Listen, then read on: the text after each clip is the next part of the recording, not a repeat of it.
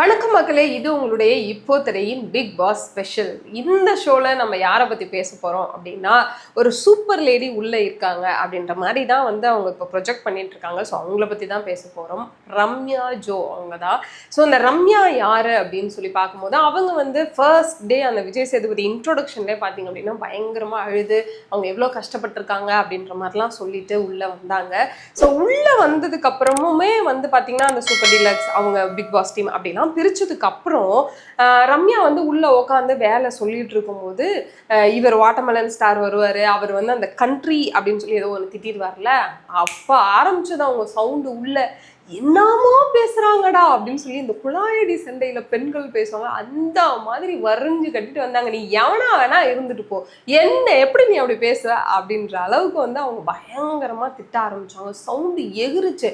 மற்ற எல்லாரும் எவ்வளவோ கண்ட்ரோல் பண்றாங்க. நானா சண்டைக்கு போக மாட்டேன், ஆனா என்கிட்ட சண்டையை நான் விடவே மாட்டேன் அப்படின்ற அளவுக்கு அவங்க பயங்கரமா சண்டை போட்டாங்க. ஸோ அதுக்கப்புறமா ஓகே அது முடிஞ்சிச்சு அப்படின்னு வரும்போது அடுத்து பாருக்கும் சுபிக்ஷாக்கும் ஒரு சண்டை வந்துச்சா. ஃபர்ஸ்ட் 2 days பார்த்தீங்க அப்படின்னா பாருவும் இவங்க ரம்யாவும் பயங்கர க்ளோஸ் ஃப்ரெண்ட்ஸாக இருப்பாங்களோ, அது பார்க்கறதுக்கு ஓகே ஃப்ரெண்ட்ஸ் ஆகிடுவாங்க அப்படின்ற மாதிரி தான் இருந்துச்சு. ஏன்னா ஃபர்ஸ்ட் டே பாருவுமே என்ன பண்ணாங்க, சுபிக்ஷா மேலே இருந்த கடுப்பு, வியானா மேலே இருந்த கடுப்பு எல்லாத்தையும் ரம்யா கிட்ட தான் சொல்லிட்டு இருந்தாங்க. ஸோ அதையும் ரம்யா கேட்டுட்டு சரி இதெல்லாம் நடக்கிறது தான் அப்படின்ற மாதிரி சொல்லி பார்த்தாங்க. ஆனாலும் பாரு நான் கேட்கவே மாட்டேன் அப்படின்னு சொல்லி அடமட்டா இருந்ததுன்னா, ஐயோ இந்த கேரக்டர் பக்கத்துல போவே கூடாது போலயே அப்படின்ற அளவுக்கு அப்படியே ஒதுங்கிட்டாங்க. ஸோ இப்போ பார்த்தா நேரில் பார்த்து பேசுறது கூட கிடையாது, முடிஞ்ச அளவுக்கு நம்ம தவிர்த்திருப்போம் அப்படின்ற மாதிரி தான் தவிர்த்துட்டு இருந்தாங்க.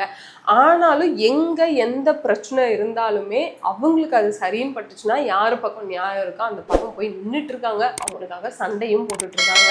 ஸோ சூப்பர் டீலக்ஸ் டீம்ல இருக்கிறவங்க நிறைய சேட்டைகள் பண்ணாலும் இல்லை அவங்கள கொஞ்சம் வேணாம் இப்படி பண்ணுங்க அப்படி பண்ணுங்க அப்படின்னு சொல்லிட்டு அவங்கள கைட் பண்ற வேலையை அவங்க பார்த்துட்டு இருக்காங்க. இப்போ ரீசெண்டாக கூட சூப்பர் டீலக்ஸ் டீமுக்கு விஜய் பாரு ஷிஃப்ட் ஆனதுக்கு அப்புறமா இந்த நாமினேஷன் ஃப்ரீ பாஸ்லேயும் ஒரு பெரிய சண்டை போச்சு இல்லையா. அதுக்கிட்டையும் அதெல்லாம் முடியாது, நீ இப்போதானே வந்த, நீ என்ன எங்களை கேள்வி கேட்குற, நீ என்ன அதுக்குள்ள வாங்குற அப்படின்ற அளவுக்கு அவங்களுடைய வாய்ஸ் ஏற்றிட்டு இருந்தாங்க.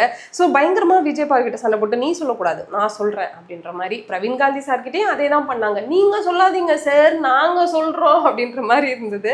அவங்களோட வாய்ஸ் அவங்களுக்கு கொஞ்சம் யூனிக்கா இருக்குன்னு நினைக்கிறேன். ஏன்னா அவங்க நார்மலா பேசுறது சத்தமா பேசுற மாதிரி தான் இருக்கு. ஸோ இதை கூட எப்படி நம்மளுடைய சோஷியல் மீடியால கலாய்ச்சி தள்ளியிருந்தாங்கன்னா, நானும் ரவுடிதான்ல அவனை அடிச்சு காட்டு அப்படின்னு சொல்லி நயன்தாரா சொல்லுவாங்கல்ல, அப்ப விஜய் சேதுபதி போகும்போது பின்னாடியே ஆஜய் பாலாஜியும் போவாரு, அவர் அப்படியே கோவான்னு கத்திட்டு இருப்பார்ல, அந்த மாதிரி தான் இவங்க வாய்ஸ் இருக்கு அப்படின்னு சொல்லி கலாய்ச்சி தள்ளியிருந்தாங்க.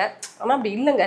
இப்போதைக்கு நியாயத்துக்கு மறுபெயர் அப்படின்னா நம்ம ரம்யா பேரை தான் சொல்லணும் அப்படின்ற அளவுக்கு வியாசம் நினைச்சிட்டு இருக்கிறாங்க. கண்டஸ்டன்ட்டும் அப்படி நினைக்கிறாங்கன்னு நினைக்கிறேன். இருந்தாலும் அவங்களோட பேர் இப்போ நாமினேஷன்ல வந்துருச்சு. ஸோ அது அவங்களுக்கு கடுப்பா இருக்குமா, அதை எப்படி அவங்க ஃபேஸ் பண்ண போறாங்க, வரப்போற டாஸ்க் தான் இது எல்லாத்தையுமே நிர்ணயிக்க போகுது.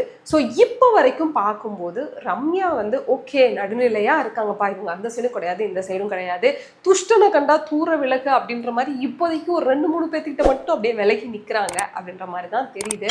ஸோ ரம்யாவோட கேரக்டர் பற்றி நீங்கள் என்ன நினைக்கிறீங்க அப்படின்றத மறக்காம கமெண்ட்ல சொல்லுங்க.